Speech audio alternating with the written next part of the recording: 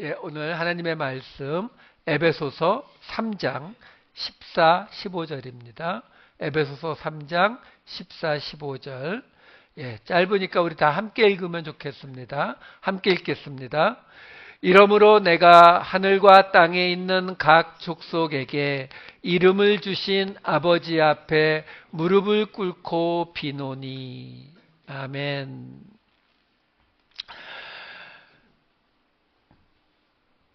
지난주에 우리는 사도 바울의 두 번째 변명, 자신이 감옥에 있고 환난을 받고 있는 이 상황이 율법의 기준에 따른 저주나 하나님으로부터 벌을 받고 있는 것이 아니다라고 하는 것을 사도 바울이 어떻게 설명했습니까? 바로 예수님이 어떻게 오셨다라고 이야기했냐면 하나님 앞에 놓인 떡, 진설병, 프로데시스로 오신 것처럼, 그래서 예수님이 우리 앞에서 먼저 고난을 받으시고 부활하시는 것을 우리에게 보여주신 것처럼, 제시하신 것처럼, 프로데시스 앞에 놓이신 것처럼 자기도 성도들이 받을 고난에 대해서 그 모습을 미리 보여주는 그 프로데시스의 모습으로 자기가 환난을 받고 있는 것이다 라고 설명을 했었어요. 그러면서 이어지는 말에 무슨 이야기를 했냐면, 그래서 예수 안에서 복음을 전하는 담대함과 하나님께 나아감을 얻게 되었다라고 설명을 했거든요. 자, 이 하나님께 나아감, 복음을 전하는 담대함과 그리고 하나님께 나아감을 얻게 되었다라고 말하는데, 이 2장 18절에 보게 되면은 없어요. 2장 18절에 보게 되면 뭐라고 나오냐면, 예수 안에서, 그러니까 성령 안에서 둘이 하나가 되어 하나님과 화평하게 된다라고 하면서, 그러면 하나님께 나아감을 얻는다 이렇게 나오거든요. 자, 이게 무슨 말이냐면 우리가 이미 여러 번 봤잖아요. 이 에베소서 2장 14절에서 16절 말씀을 보시게 되면 여기에 계속 나온 게 뭐였어요? 둘로 하나를 만드사, 둘로 자기 안에서 한 세 사람을 지어 둘을 한 몸으로. 지금 이 에베소서에서 2장에서는 계속 이야기했던 게 뭐냐면 둘이 하나가 되는 것을 몇 번씩 이야기했어요. 그리고 그 결론이 뭐였어요? 2장 20절, 21절에 21, 22절에 바로 주 안에서 성전이 되어가고 하나님이 거하실 처소로 지어진 뭐예요? 교회를 말하고 있었잖아요. 그러니까 지금 제가 지난주에 있었던 이야기에 덧붙여서 우리가 오늘 이야기, 사실요, 이 14절부터 이제 19절까지를 볼 건데, 오늘은 그 앞에 시작 부분인 14절, 15절만 볼 거거든요. 근데 그렇게 하는 이유가 뭐냐면, 이 뒤에 있는 이야기를, 다음 주에 볼 이야기를 이해하기 위해서 우리가 가지고 있는 기준 하나를 좀 다시 생각해 볼, 확인해 볼 필요가 있다는 거예요. 그게 뭐냐면, 지금 이 말씀을 누구에게 주신 말씀이냐라는 거예요. 근데 아까 보여드렸듯이 계속 하는 이야기가 뭐였냐면 둘로 하나가 되어야, 그래야 하나님 앞에 나아갈 수 있게 된다라고 이야기하잖아요. 근데 그 둘로 하나가 되는 거는 교회를 말하고 있는 거거든요. 개인을 말하고 있는 게 아니다라는 거죠. 자, 이렇게 한번 설명을 해드릴게요. 뭐냐면 우리는 그냥 이렇게 생각하실 수 있어요. 예수 그리스도를 믿으니까 우리는 은혜로 구원받았다. 예, 맞아요. 그러면 거기서 끝? 자, 그렇게 되면은요, 뭐가 남아서 따라오느냐면은 이 모든 게 지금 어디에서부터 시작된 거냐면 하나님이 아브라함과 언약을 맺으면서 이 모든 게 시작됐잖아요. 근데 하나님이 아브라함과 언약을 맺었는데 그 언약의 내용이 뭐냐면 하나님이 아브라함과 맺은 언약이 뭐였다고요? 우리가 지난번에 영원한 언약을 말씀드렸잖아요. 영원한 언약을 맺었는데 영원한 언약의 내용이 뭐였어요? 너희는 내 백성이 되고 나는 너희의 하나님이 되리라, 이거였잖아요. 그렇죠? 근데 너희는 내 백성이 되고 나는 너희의 하나님이 된다. 그 대상, 너희가 누구예요? 아브라함한테 뭐라고 말씀하셨어요? 너와 네 자손. 그렇죠? 아브라함과 그 자손들에게 한 이야기잖아요. 그러니까 거기에서 이스라엘이 나오는 거잖아요. 자, 그러면 예수님이 오셔서 이제 아브라함의 후손이, 우리가 알다시피 믿음으로 의롭다함을 받은 아브라함의 후손인 우리가 믿음으로 의롭다함을 받아서 이제 성도가 됐어요. 예수를 믿은 자가 됐다고요.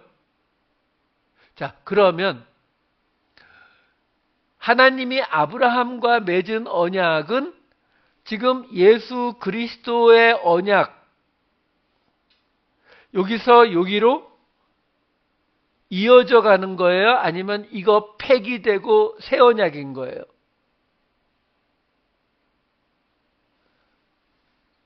이어져 가야 돼요. 왜 이게 이어져 가야 되느냐면은 아브라함과 맺은 언약이 폐기되었다라고 하게 되면 무슨 문제가 벌어져요? 아니, 그러면 예수 그리스도와 새로운 언약으로 들어갔다, 아브라함과의 언약은 폐기됐다, 그 말은 뭐냐면 하나님이 아브라함하고 맺은 언약이 있었는데 시대도 바뀌었고 상황도 바뀌었는데 폐기, 새로운 언약, 이렇게 간다면 그러면 우리는 예수 그리스도를 통해서 맺은 이 새로운 언약을 하나님이 지키실 거라고 못 믿잖아요. 왜? 한 번 바꿨는데 또 바꿀 수도 있죠.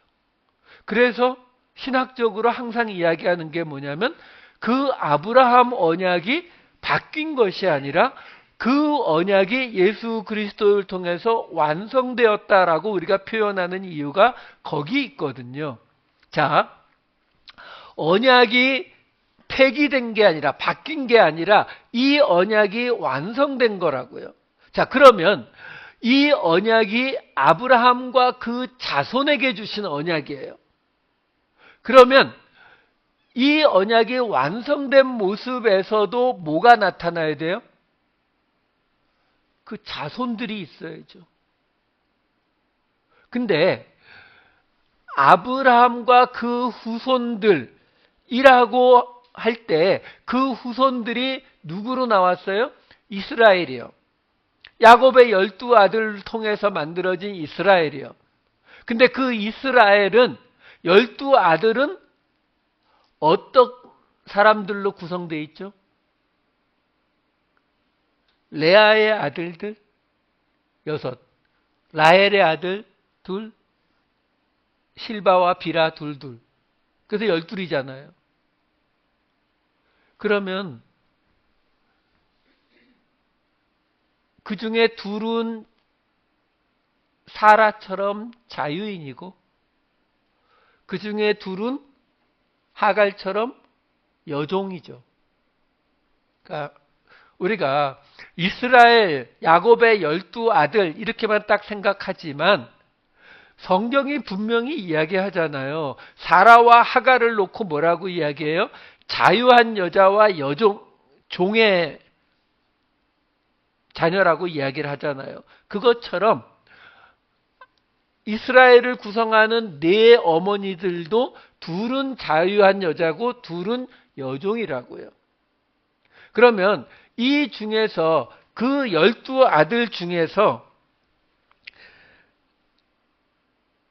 하나님이 인정하시는 아내가 네 여자 중에 하나님이 인정하시는 뭐라고 하나요? 본부인이 누구예요? 레아잖아요. 그렇죠? 근데 야곱이 사랑한 여자는 누구예요? 라헬. 이러면 이거는 이제 분란의 이제 시작이죠. 그렇죠? 이게 같아야 되는데, 그렇죠? 그런데 성경을 보면 12아들 중에서 그러니까 야곱이 인정한 장자와 하나님이 인정한 장자가 달라요. 어떻게 달라요?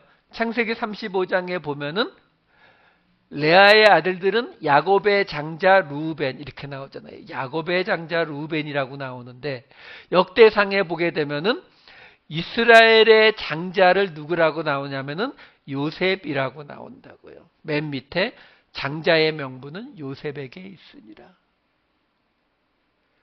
제가 이 말씀들을 보여드리는 이유가 뭐냐면 우리가 생각하는 이 이스라엘 야곱의 12아들은 생각보다 굉장히 다양하다라는 거예요.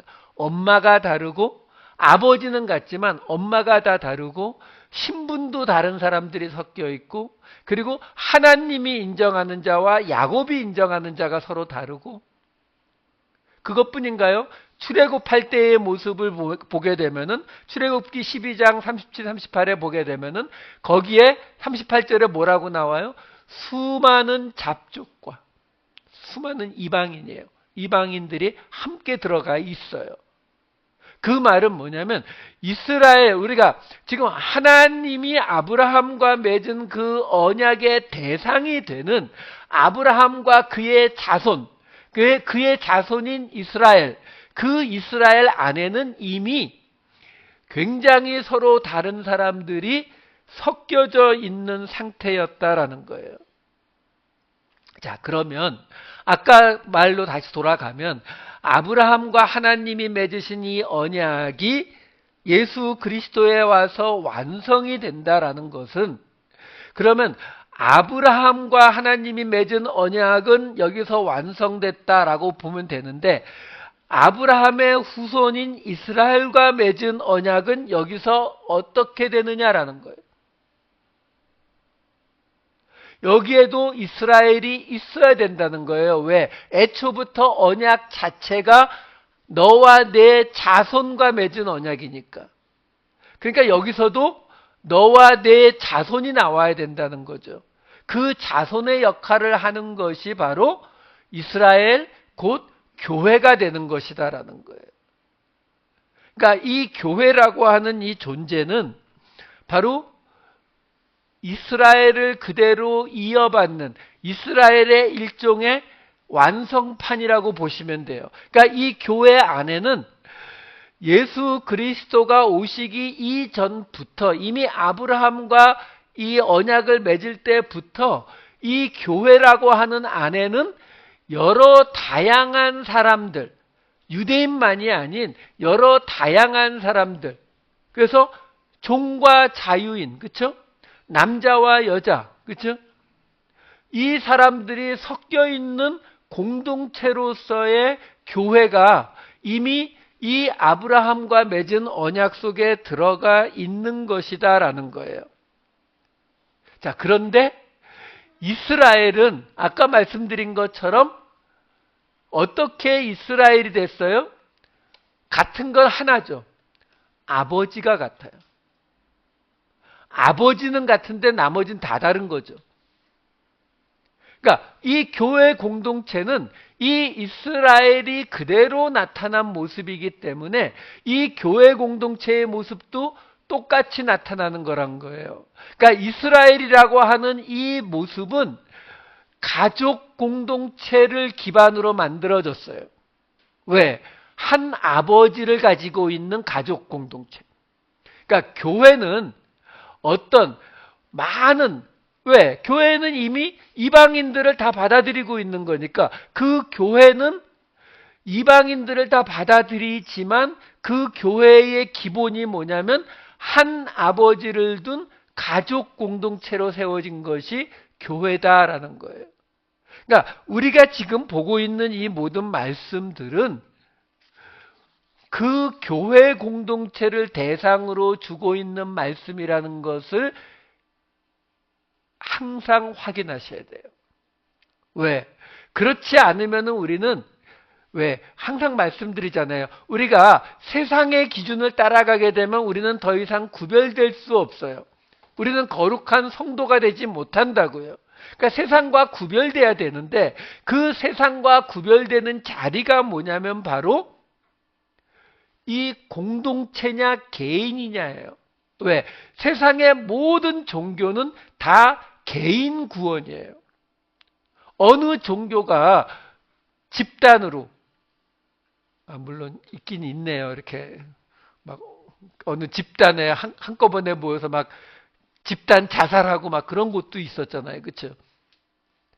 근데 그런 경우에도요. 사실은 자기들이 공동체로 구원받는다는 개념이 아니라 우리가 다 천국 가야 되니까 근데 스스로 못 죽으니까 서로 각자 죽여주는 그래서 옛날에 그 가이아나인가요? 그런 사건이 있었잖아요.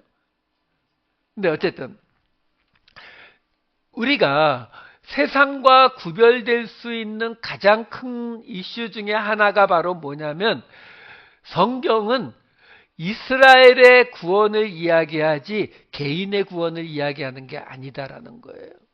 그러니까 교회의 구원을 공동체로서의 구원을 이야기하지 각 개인의 구원을 이야기하지 않는다는 거예요. 이게 아주 중요한 부분이에요. 예를 들어서 하나 설명을 해드릴게요. 시편 119편에 보시게 되면은 이런 곳이 있어요. 71절. 고난당한 것이 내게 유익이라 이로 말미암아 내가 주의 율례들을 배우게 되었나이다. 이 말씀이 적용되려면 전제가 하나 필요합니다. 어떤 전제요? 고난을 당하는 게 유익이 될 수 있죠. 우리도 말하잖아요. 젊어서 고생은 돈 주고도 한다고. 그렇죠? 왜? 고생을 많이 해보면 사람이 겸손해지기도 하고 그리고 두려운 것도 깨닫게 되고 왜? 티네이저나 20대 초반에는 세상에 무서운 게 없잖아요. 근데 그러다가 고생을 좀 해보고 나면 세상이 무섭다는 것도 느끼게 되고 그렇죠? 그러니까 고난당한 게 유익일 수 있어요. 어떤 전제가 있으면요? 돌이킬 수 있다는 전제가 있으면요. 예를 들어서 모든 고난에서 우리는 배울 수 있어요. 겸손해질 수 있다고요. 근데 그 고난이 예를 들어서 제가 사고를 좀 거하게 쳐가지고 여기 미국은 그런 게 많더라고요. 가석방 없는 종신형 뭐 이런 거 받았다고 쳐요. 그러면 더 이상 내 삶이 없잖아요. 아니 그냥 쉽게 생각하죠. 그냥 고난을 당했는데 그래서 죽었어요. 자, 그럼 유익이 있어요, 없어요? 없잖아요. 그러니까 고난당한 것이 우리에게 유익이 되기 위해서는 항상 뭐가 따라와야 돼요?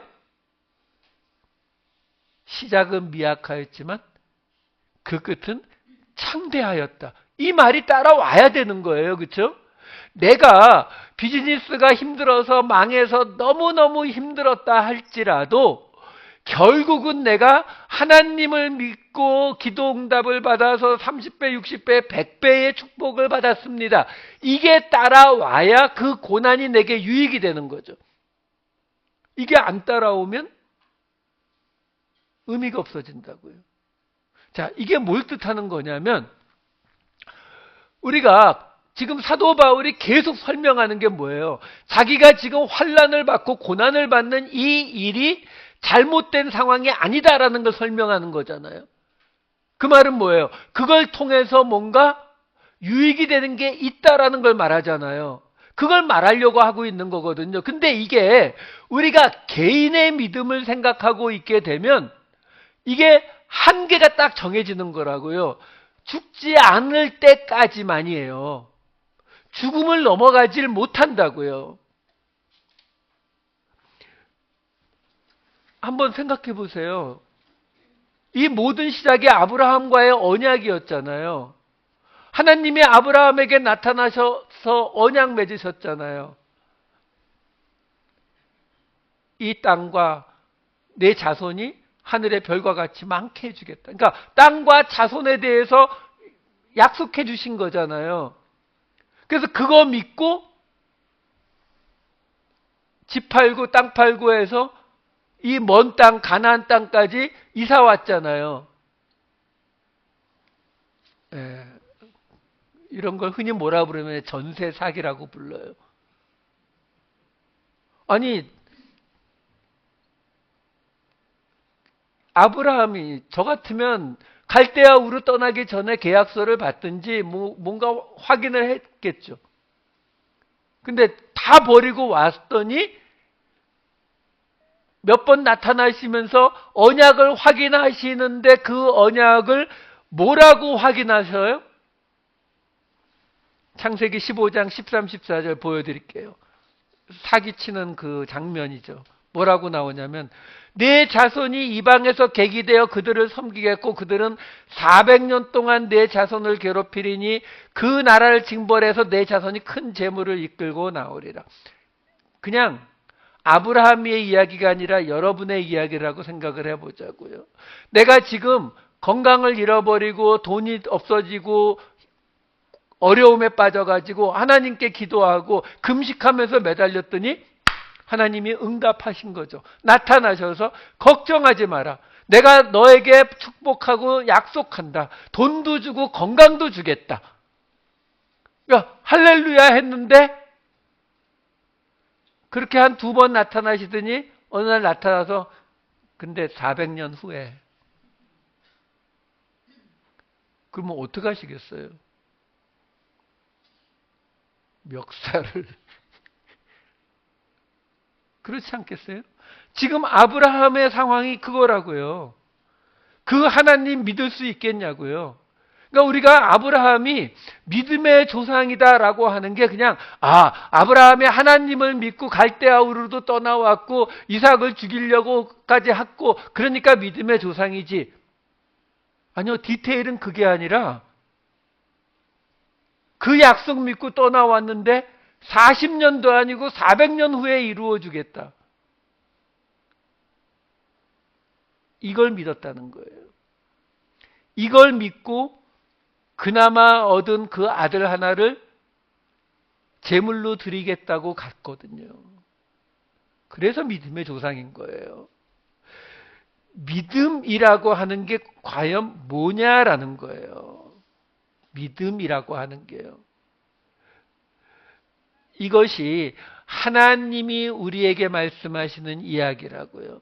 그 아브라함과 맺은 그 언약 다시 한번 보여드릴게요. 창세기 17장 7절에 보게 되면은 너와 및 내 대대 후손 사이에 세워서 영원한 언약을 삼고 너와 내 후손의 하나님이 되리라.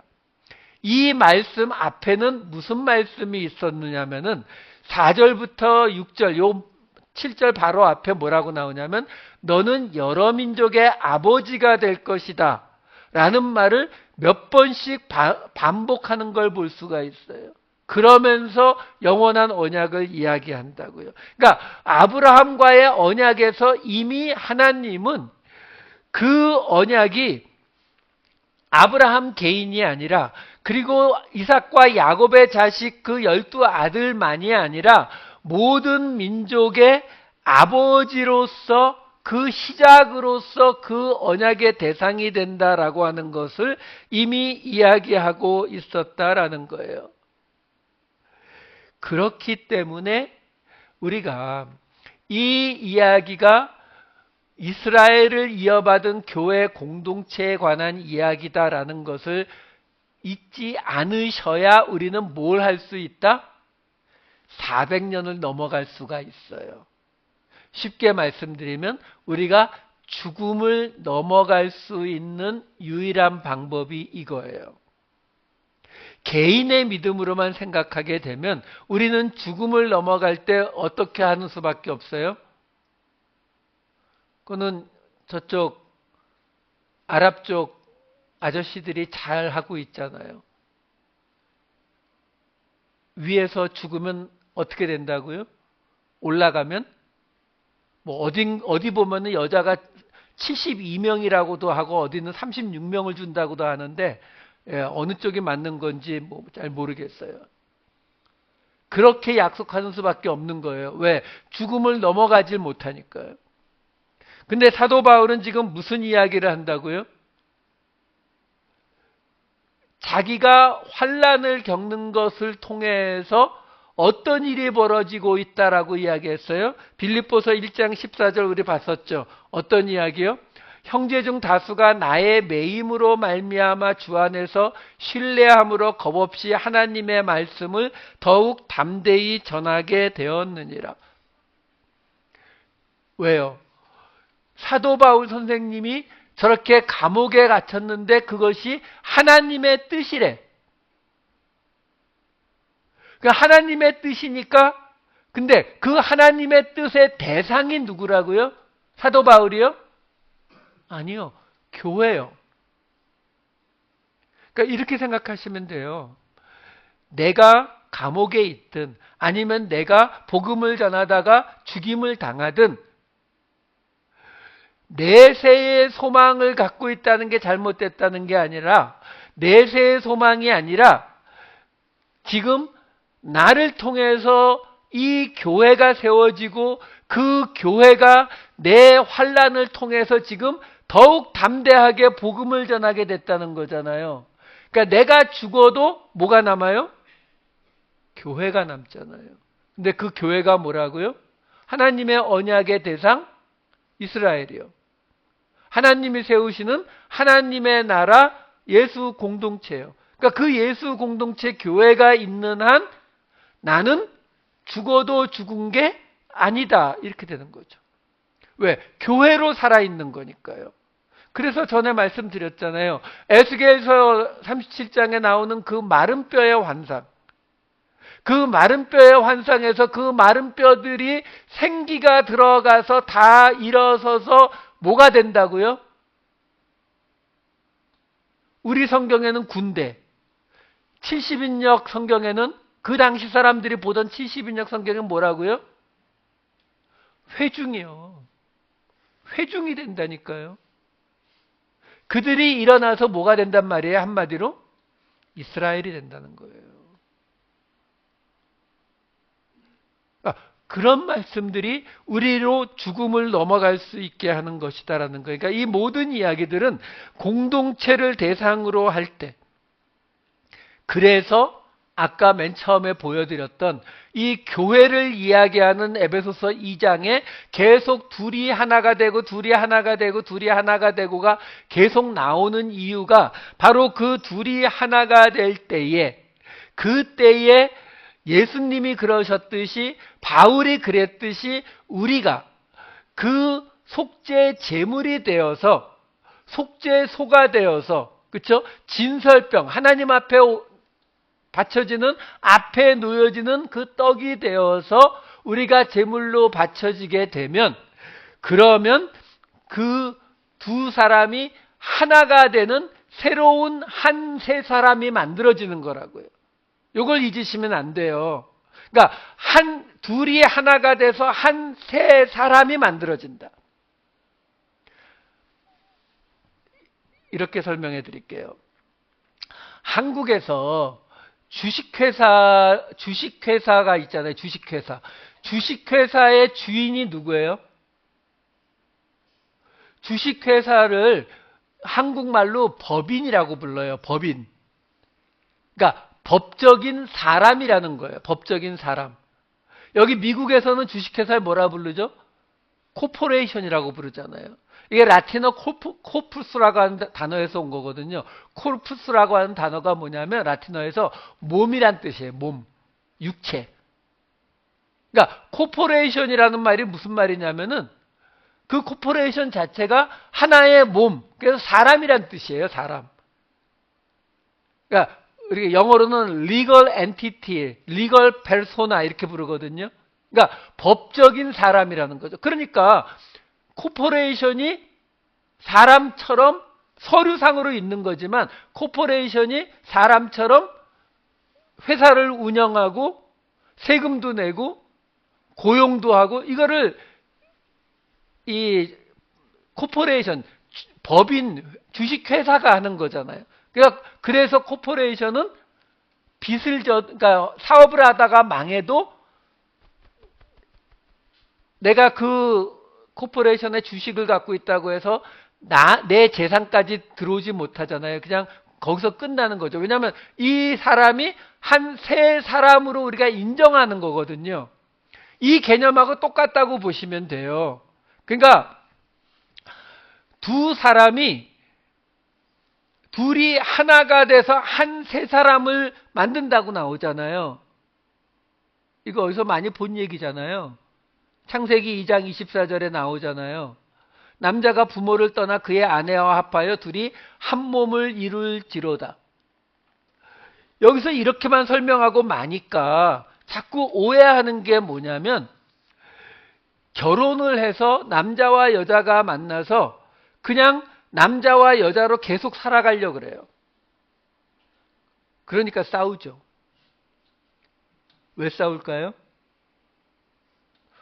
이 사람은 감자를 소금 찍어 먹으려고 그러고 이 사람은 감자를 설탕 찍어 먹으려고 하니까 서로 싸우죠. 저희도 싸웠거든요. 그래서 저희는 결국 어떻게 했냐면 각자 찍어 먹기로 했어요. 안 싸우려고. 근데 성경이 말하는 건 뭐라고 말하냐면 이 둘이 하나가 되라는 거거든요. 근데 우리가 자꾸 오해하는 게 뭐냐면,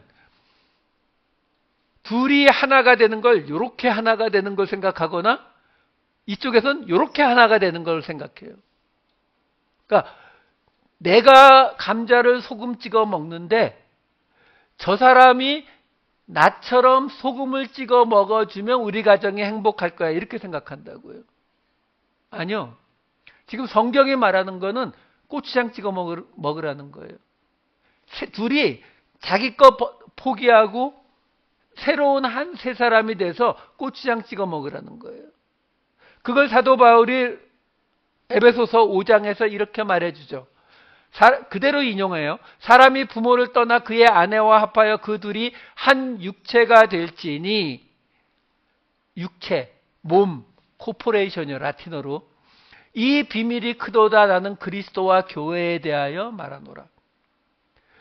그리스도와 교회가 하나가 되는데, 그 그리스도와 교회가 하나가 되어서 각자, 그리스도는 교회의 머리시니까 머리에 있고, 교회는 그리스도의 몸이니까 이 아래에만 있는 게 아니라 그리스도와 교회가 하나가 되어서 새로운 한 존재가 만들어진 거라고요. 그게 우리가 말하는 교회가 되는 거예요. 이 개념이 분명히 잡혀야 된다고요. 그 교회가 아브라함의 언약을 이어받는 새로운 이스라엘, 새 예루살렘 성이 되는 모습이다라는 거예요. 그래서 예수님이 그 얘기도 하셨잖아요. 요한복음 12장 24절에 뭐가 나와요? 한 알의 밀이 땅에 떨어져 죽지 아니하며 한 알 그대로 있고 죽으면 많은 열매를 맺느니라. 그러니까 둘이 한 세 사람을 만든다라는 이야기는 이 둘이 죽어야 한 세 사람이 만들어지는 거지, 각자 살아있는 상태에서 여기다가 따로 사람 만들 수 있는 게 아니다라는 거예요. 이것을 히브리서에서 아주 잘 설명해 주거든요. 히브리서 11장 36절에서 38절 말씀을 보시게 되면 여기에 그 믿음의 선진들이 겪었던 고난에 대해서 쭉 나와요. 읽지 않을게요. 조롱, 채찍질, 결박, 죽는 거, 칼로 당하는 거, 톱으로 켜서 죽는, 이런 고난들이 쭉 나오고 나서 이어지는 39, 40절에 이렇게 나와요. 이 사람들은 다 믿음으로 말미암아 증거를 받았으나 약속된 것을 받지 못하였으니 이는 하나님이 우리를 위하여 더 좋은 것을 예비하셨은즉 우리가 아니면 그들로 온전함을 이루지 못하게 하려 하심이라. 여러분, 이 구절은 굉장히 이상해요.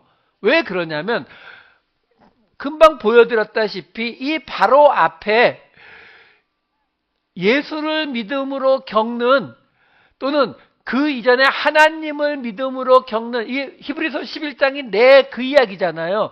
믿음의 선진들이 겪었던 고난에 대해서 쫙 써놓은 거거든요. 그 많은 고난을 받았는데도 불구하고 그들이 약속된 걸 받지 못했대요. 그러면 이것도 사기죠. 아니, 금방 나왔듯이 이 바로 앞에 있는, 아니 뭐 칼로 죽임 당하고 뭐 톱으로 썰려 당하고 이런 거 했는데도 받지 못한 게 남으면 어떡해요? 뭔가 약속을 했는데, 주기로 약속을 했는데 내가 받을 수 있는 최대한의 고난 다 받았는데도 주기로 한 거 안 주더라. 그걸 사기라고 불러요. 그러니까 그 말은 뭐냐면 여기에 증거를 받았지만 약속된 것을 받지 못했다라는 이 말은 뭔가 다른 걸 얘기하고 있는 거잖아요. 근데 40절에 보면 뭐라고 나오냐면 우리가 아니면 그들로 온전함을 이루지 못하게 하려 하심이라. 이게 정확히 무슨 의미냐라는 거예요. 이게 지금까지 설명드린 거를 쭉 생각해 보시면 답이 나오는 이야기예요. 뭐냐면 우리가 지금 이 예수 그리스도를 믿는 이 성도들이 아니면 이 앞에 나왔던 모세부터 시작해서 아브라함부터 시작해서 쭉 나왔던 그 모든 믿음의 그 선배들이 겪었던 그 모든 고난들, 근데 그들이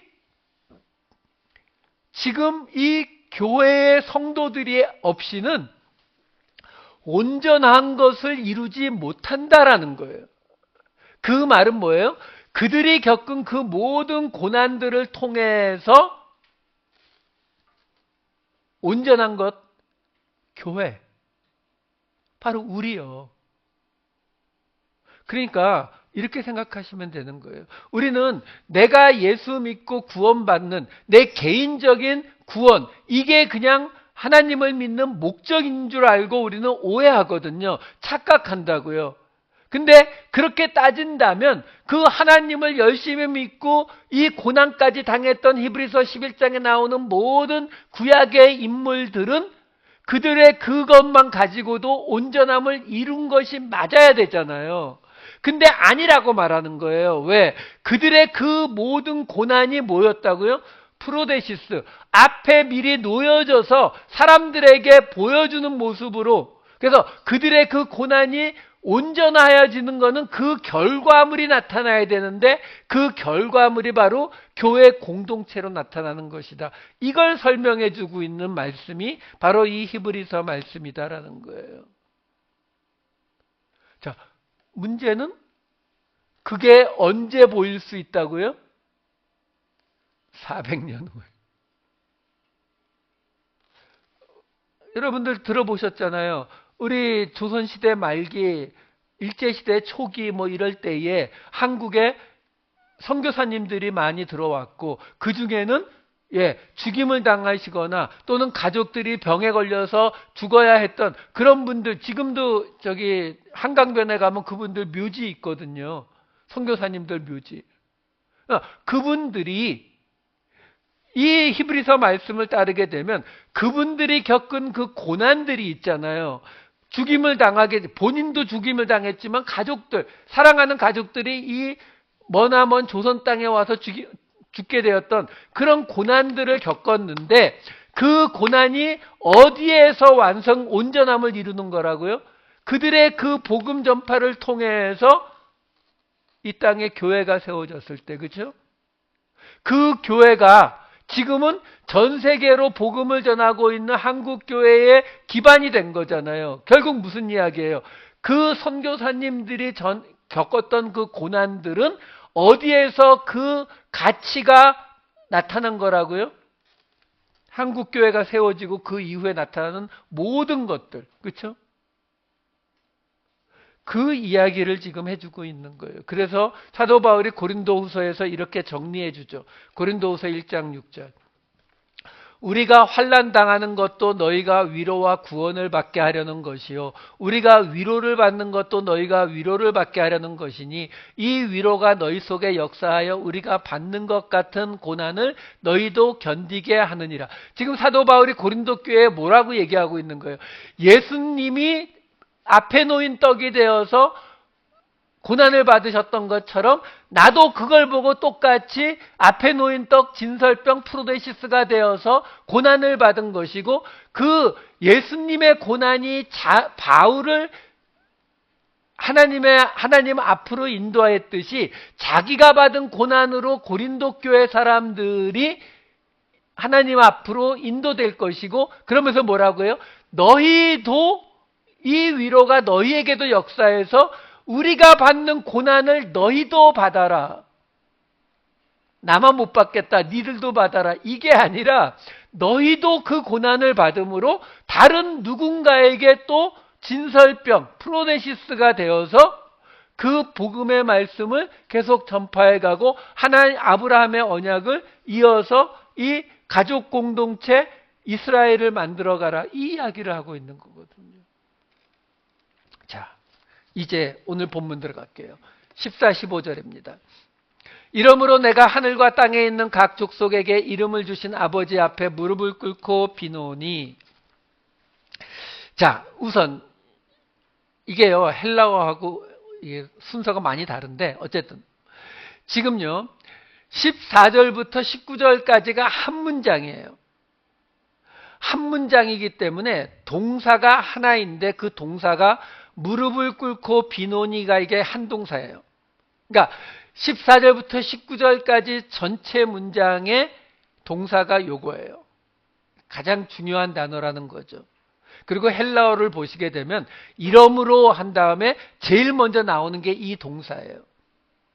그러니까 사도 바울이 지금 이 14절부터 19절까지 이어지는 말들 중에서 가장 강조하고 있는 게 뭐냐면 무릎을 꿇고 비노니라는 단어예요. 실제로는 4단어로 돼 있어요. 자, 어쨌든 자, 우선 여기서 보시게 되면 하나 특이한 게 있어요. 이 화면 다시 한 번만 보여주세요. 여기 보게 되면은 하늘과 땅에 있는 각 족속에게 이름을 주신 아버지 앞에 이렇게 나와요. 자, 우선 하늘과 땅에 있는 이거는 그냥 모든이라는 뜻이라고 해석하시면 돼요. 자, 그런데 이름을 주셨다라는 거는 그들을 만드셨다의 개념이에요. 왜? 하나님이 이름을 주신다 몇 명 없다는 거 말씀드렸죠? 이삭, 이스마엘, 세례 요한, 예수님 이렇게밖에 없어요. 자, 하나님이 모든 족속들에게 족속들을 만드신 아버지에게 뭐가 빠졌어요? 하나님이 빠졌어요. 예, 물론 사도 바울이 하나님을 빼놓고 안 쓰는 곳이 여기 말고도 두세 군데 더 있어요. 의도가 있다는 거예요. 무슨 의도요? 그래서 아까 긴 설명을 앞에 드린 거예요. 지금 이 모든 것들은 뭐에 관한 이야기라고요? 아브라함과 그의 후손 이스라엘에 관한 이야기인데 이스라엘은 어떤 공동체라고요? 가족 공동체. 가족 공동체인데 실제로는 엄마도 다르고 이것저것 다 다른데 뭐 하나만 같다고요? 아버지. 지금 그 이야기를 지금 하고 있는 거예요. 근데 여기서 지금 하늘과 땅에 있는 각 족속에게 요즘 논란이 많은 부분인데요. 각 족속. 각이라고 써 있는 단어는 헬라어 파스라는 단어인데요. 이 파스라는 단어는 어떻게 해석이 되냐면 모든이라고도 해석이 되지만 전체라는 뜻도 돼요. 그러니까 영어로는 every라고도 해석도 하지만 whole로도 해석해요. W-H-O-L-E. 그래서 영어 성경을 보면 every로 해석한 곳이 반, whole로 해석한 곳이 반 이렇게 돼요. 그 다음에 족속이라는 단어가 등장을 했는데 성경에서 족속, 이방 민족 이럴 때 가장 많이 사용하는 단어는 에드노스라고 하는 단어예요. 이 단어가 그냥 가장 보편적인 단어인데 여기서 사도 바울은 그 단어를 쓰지 않고 파트리아라는 단어를 쓰거든요. 근데 이 파트리아라는 단어가 어디서 온 단어냐면은 파텔이 뭐냐면 아버지예요. 그러니까 이 파트리아라고 하는 족속으로 번역된 이 단어에 당연히 가족, 민족, 족속 이 의미가 다 있어요. 근데 그 중에서도 어떤 의미를 나타낼 때 사용하냐면 한 아버지를 통한, 그러니까 예를 들어서 우리나라 사람, 우리 한민족 이렇게 말할 때는 에드노스를 쓰는 게 맞아요. 근데 내용이 우리는 단군 할아버지에서 내려온 한민족이야. 이럴 때에는 한 아버지를 통해서 내려온 사람들이니까 이 파트리아를 쓴다 이렇게 생각하시면 돼요. 그러니까 사도 바울이 지금 여기에서 이 뒤에 나오는 이 이야기들이 다음 주에 나올 텐데 그 이야기를 하기 위해서 그 앞에 지금 서론에서 하고 있는 이야기 속에 뭘 말해주고 있는 거냐면 이 이야기는 이 세상의 모든 민족인데 에브리가 아니라 저는 홀을 택해요. 이 세상의 모든 민족, 많은 민족들을 다 이게 아니라 그 모든 민족을 하나로 보고 온 가족. 영어 성경은 이 족속을 대부분 다 패밀리로 번역합니다. 그러니까 whole family. 왜? 한 아버지의 이 세상의 모든 사람들이 한 가족을 만드신, 이름을 주신 아버지 하나님께 이렇게 되는 거예요. 자, 그 다음에 아까 말씀드렸다시피 여기에 가장 중요한 단어로 나오는 것이 바로 무릎을 꿇고 비노니라는 단어예요. 이 헬라어 원어를 보시게 되면은 정확히 어떤 뜻이냐면은 굽히다 라는 뜻을 가진 캄프토라는 동사가 있어요. 그러니까 몸을 굽히다의 뜻을 갖고 있으니까 굽히다, 절하니까 경배하다, 기도하다의 뜻도 있어요. 자, 이런 뜻을 가진 단어예요. 그리고 나의 무릎. 그러니까 직역하면은 어떻게 되냐면은 그러므로 나는 무릎을 굽힌다. 이렇게 시작되는 문장이에요. 그 아버지 앞에. 근데 그 아버지가 누구냐면 모든 패밀리에게 이름을 주신 이렇게 되는 거예요. 자, 그러니까 지금 이 문장의 시작이 나는 무릎을 굽힌다라는 말로 시작이 된다는 거예요. 그러니까 기도한다라고 보셔도 되긴 해요. 의미는 크게 달라지지는 않는데 그러면 하나님 앞에 우리가 나타내야 되는 어떤 다른 모습. 오늘 설교 제목이 무릎을 굽히고서잖아요. 자, 이게 우리가 구약을 보게 되면은 무릎을 굽힌다라는 이 말이 어떤 경우에 사용되는지가 나와요. 가장 대표적인, 가장 헬라어, 70인역 헬라어와 가장 오늘 본문과 비슷하게 나온 곳이 이사야서 45장 23절이에요. 내가 나를 두고 맹세하기를 내 입에서 공의로운 말이 나갔은즉 돌아오지 아니하나니 내게 모든 무릎이 굽히겠고 이렇게 되는 거예요. 그러니까 히브리어가 아니라 헬라어 번역을 봤을 때 그렇게 돼 있다는 거예요. 자, 그것뿐만이 아니라 이 구절을 사도 바울이 로마서에서 인용도 합니다. 14장 11절 보시면 기록되었으되 주께서 이르시되 내가 살았노니 모든 무릎이 내게 꿇을 것이요. 빌립보서도 하나 보여드릴게요. 2장 10절 모든 무릎을 예수의 이름에 굽히게 하시고 꿇게 하시고. 자, 이런 모습들을 보면 무릎을 굽힌다, 무릎을 꿇는다라는 말이 복종한다, 항복한다의 의미가 더 강해요. 그러니까 구약에서는 대부분 이 의미로 주로 사용됐고 신약에서도 그래요. 물론 기도한다는 의미가 전혀 없다는 건 아니에요. 근데 본래 유대인들은 기도할 때에 서서 기도했어요. 서서 기도했는데 군데군데에 엎드려 기도한다라는 대목이 없는 건 아니에요. 열왕기상 8장 22절이나 여기 보시게 되면 솔로몬이 하늘을 향하여 손을 펴고, 그러니까 서서 기도하는 모습이거든요. 근데 에스라 9장 5절에 보면은 무릎을 꿇고 여호와를 향하여 손을 들고, 그러니까 이것도 사실은 우리가 기도하는 무릎 꿇고 하고는 조금 다르죠. 그렇죠? 무릎은 꿇었지만 이렇게 하고 기도하고 있는 거거든요. 우리처럼 이렇게 숙이는 게 아니라. 근데 예수님이 겟세마네에서는 엎드려서 기도했다 이렇게 나와요. 그러니까 기도한다라고 보셔도 다음 주에 나올 내용은 크게 차이가 나지 않아요.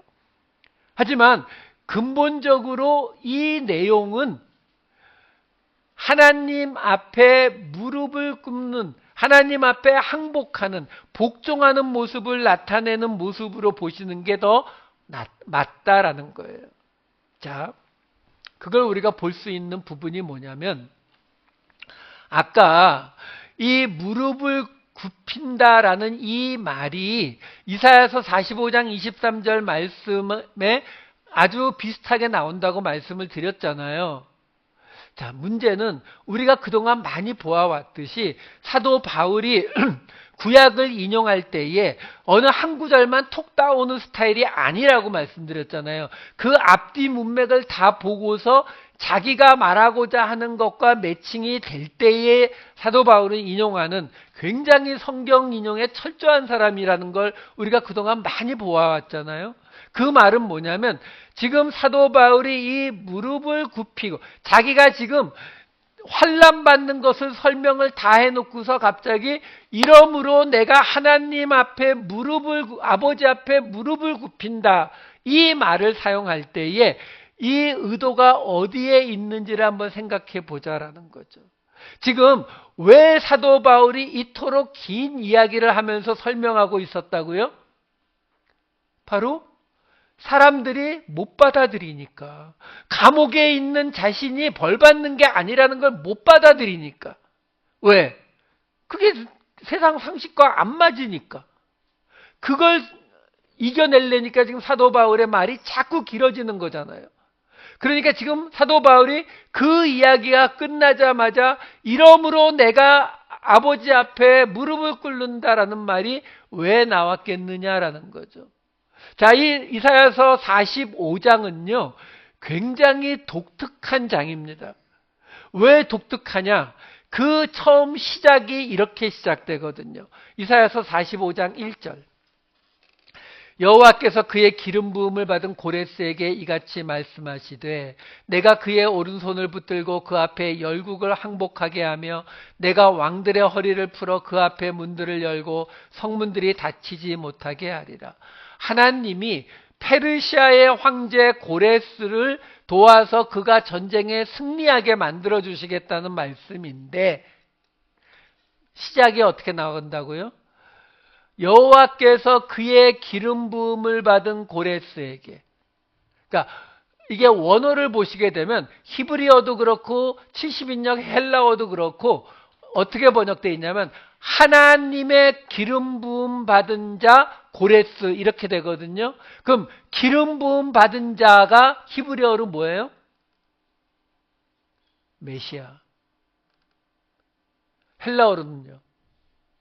그리스도. 그러니까 지금 이 이사야서 45장 1절은요. 어떻게 시작되냐면 하나님의 메시아 고레스. 헬라어로는 하나님의 그리스도 고레스. 이거 어떻게 받아들여요? 지금 사도 바울이 이 이사야서 45장을 왜 말하겠냐고요. 자기가 사도 바울이 계속 말하는 게 그거잖아요. 지금 너희가 내가 감옥에 있는 걸 못 받아들이는데 내가 너희들을 죽이려 쫓아다니던 내가 예수 그리스도의 일꾼이 된 거는 받아들일 수 있니? 둘 다 사도 바울은 설명하는 거예요. 원수였던 자기를 일꾼 삼으신 것이나 자기가 감옥에 있고 사형을 당할지 모르지만 그것이 하나님이 주시는 저주나 벌이 아니라 도리어 하나님이 맡기신 일일 수 있다는 것이나 고레스가 하나님의 메시아 그리스도라는 말보다는 받아들이기가 쉽지 않아? 라고 묻는 거예요. 이 이사야서 45장은요. 더 이상한 구절도 있어요. 45장 9절을 보여드릴게요. 하나 건너뛰셔요. 예. 질그릇 조각 중 한 조각 같은 자가 자기를 지으신 이와 더불어 다툴진대 화 있을진저 진흙이 토기장이에게 너는 무엇을 만드느냐 또는 내가 만든 것이 그는 손이 없다 말할 수 있겠느냐. 어디서 많이 듣던 구절이죠. 예, 맞아요. 로마서에 나온 구절이잖아요. 로마서 9장 20절 21절. 이 사람아 내가 누구에게 감히 하나님께 반문하느냐. 지음을 받은 물건이 지은 자에게 어찌 나를 이같이 만들었느냐 말하겠느냐. 토기장이가 진흙 한 덩이로 하나는 귀 있을 그릇을 하나는 천 있을 그릇을 만들 권한이 없느냐. 사도 바울이 지금 무슨 얘기하고 있는 거예요? 이게 좀 이사야서 45장으로 보자고요. 맨 앞에 무슨 얘기 있었어요?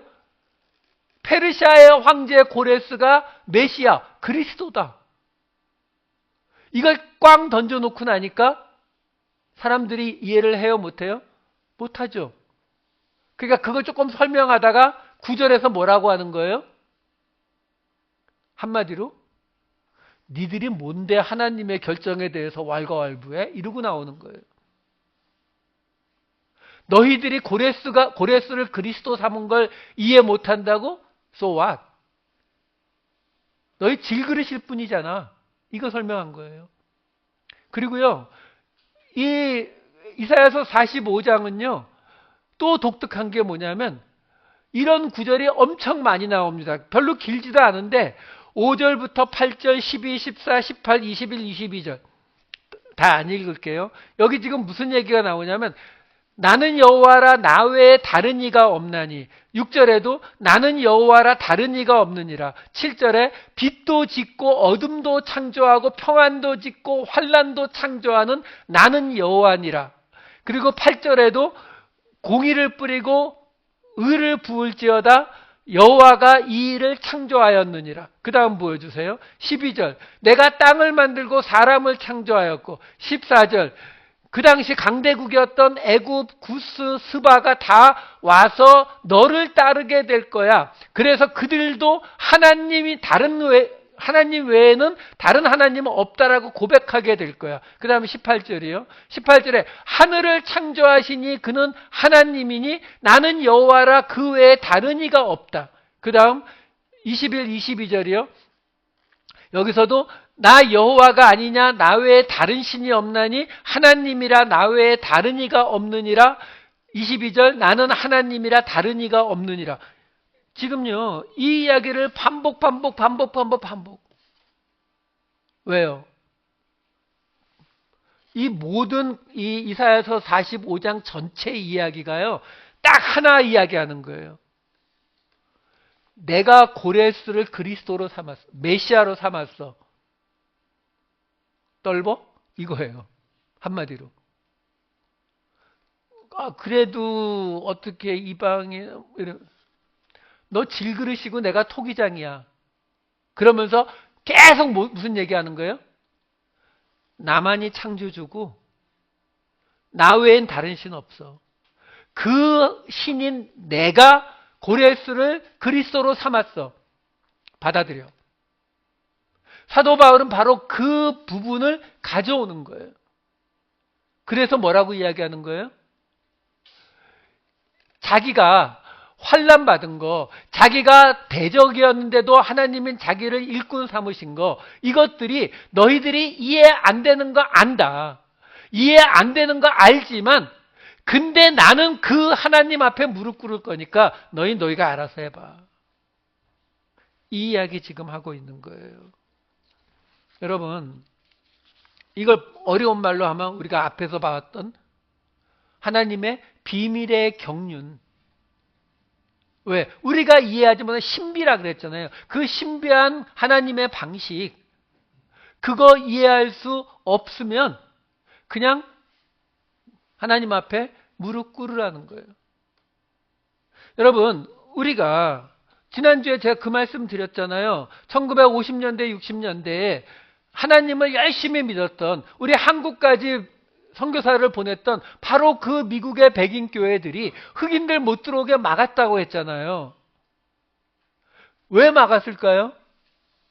그 사람들이 그게 잘못된 일이라는 걸 생각을 안 했죠. 왜? 자기들 나름대로는 이유가 있었을 거거든요. 어떤 이유가 있었으니까 흑인들이 우리 교회에 들어오는 거는 하나님이 원하시는 것이 아니다라고 생각을 한 거잖아요. 그렇죠?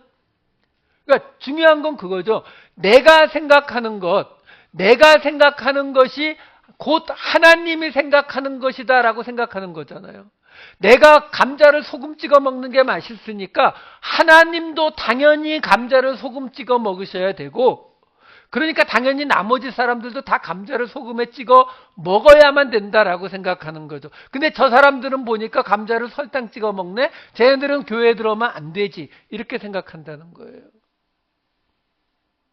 여러분, 믿음이라고 하는, 하나님을 믿는다라고 하는 것은 다른 게 아니에요. 내가 원하는 것이 이루어지기 위해서 저 산을 명해서 바다에 던지려고 믿습니다를 외치는 게 믿음이 아니라, 내 기준으로는 이게 아닌 것 같은데, 내 기준으로는 이게 맞지 않는 것 같은데 하나님의 말씀이 이야기하시니까 그 앞에 무릎을 굽히는 것, 이게 믿음이라고요.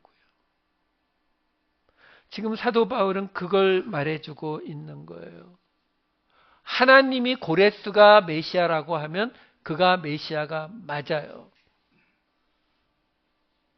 하나님이 이스라엘을 세우신다 하셨고, 하나님이 아브라함과 그의 후손들을 영원한 언약으로 부르셨다라고 한다면 그게 맞는 거라고요. 그래서 우리가 말씀을 공부하셔야 되는 거예요. 왜? 그렇지 않으면, 말씀의 기준이 잡히지 않으면 우리는 그냥 내 기준으로 모든 것을 판단하게 되거든요. 근데 내 기준과 하나님의 기준은 결코 같을 수가 없어요. 조금은 아니요, 결코. 조금이라도 가능성이 있을 거라고 생각하신다면 여러분은 전적인 예수 그리스도의 은혜라고 하는 거 안 믿는 거예요. 우리는 전적 타락을 믿는, 전적 은혜를 믿는 사람들이거든요. 하나님 앞에 무릎 꿇으세요. 그래서 말씀드린 거예요. 하나님 좀 믿어봅시다. 기도하겠습니다. 사랑이 많으신 아버지 하나님, 저희들 다시 하나님을 향한 바울의 고백을 보았습니다. 자신이 믿는 말씀에 따라 예수 믿는 자들을 핍박했던 바울이 이제 다시 그 말씀에 따라 하나님 앞에 무릎 꿇는 모습을 보여줍니다. 하나님, 때로 우리의 지식, 우리의 능력으로는 어떤 것이 진정한 하나님의 뜻인지 구분하지 못할 때가 많이 있음을 고백하오니, 아버지 하나님, 그럴 때마다 오늘 이 말씀을 떠올리게 하여 주시옵소서. 그래서 우리가 만드는 그 어떤 선택이든 우리로 하나님 앞에 무릎 꿇게 하는 선택을 만들어가게 하여 주시옵소서. 감사드리옵고 이 모든 말씀 우리 주 예수 그리스도의 이름으로 기도하옵나이다. 아멘.